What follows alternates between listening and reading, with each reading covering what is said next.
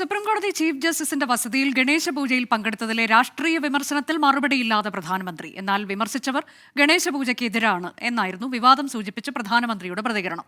താൻ പൂജയിൽ പങ്കെടുത്തത് കോൺഗ്രസിനെ അസ്വസ്ഥമാക്കിയെന്നും വിവാദത്തെ ന്യായീകരിച്ച് പ്രധാനമന്ത്രി പറഞ്ഞു. സുപ്രീംകോടതി ചീഫ് ജസ്റ്റിസിന്റെ വീട്ടിലെ ഗണപതി പൂജയിൽ പങ്കെടുത്ത വിവാദത്തിലാണ് പ്രധാനമന്ത്രി നരേന്ദ്രമോദി മൗനം വെടിഞ്ഞത്. താൻ ഗണേശ പൂജയിൽ പങ്കെടുത്തത് കോൺഗ്രസിനെയും കൂട്ടാളികളെയും അസ്വസ്ഥമാക്കി.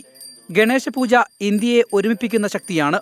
സമൂഹത്തെ ഭിന്നിപ്പിക്കുന്നവരാണ് ഗണേശ പൂജയെ എതിർക്കുന്നത്. അധികാരമോഹികളെയാണ് ഗണേശ പൂജ പ്രശ്നത്തിലാക്കുന്നതെന്നും പ്രതിപക്ഷത്തെ ഉന്നം വെച്ച് നരേന്ദ്രമോദി പറഞ്ഞു. सत्ता के भूखे लोगों को गणेश पूजा से परेशानी हो रही है.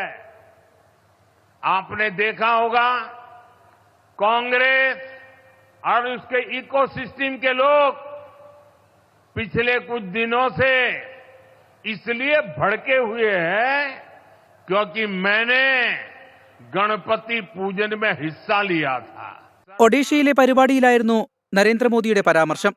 സുപ്രീംകോടതി ചീഫ് ജസ്റ്റിസിന്റെ വീട്ടിലെ ഗണേശ പൂജയിൽ പങ്കെടുത്ത പ്രധാനമന്ത്രിക്കെതിരെ നിയമരംഗത്ത് നിന്നടക്കം വലിയ കോണുകളിൽ നിന്ന് വിമർശനങ്ങൾ ഉയർന്നിരുന്നു. ഇതിനെ ഗണേശ പൂജയെ പ്രതിപക്ഷം എതിർക്കുന്നു എന്ന് വ്യാഖ്യാനിച്ചുകൊണ്ട് പ്രതിരോധിക്കാനാണ് പ്രധാനമന്ത്രിയുടെ ശ്രമം. 24 ഡൽഹി.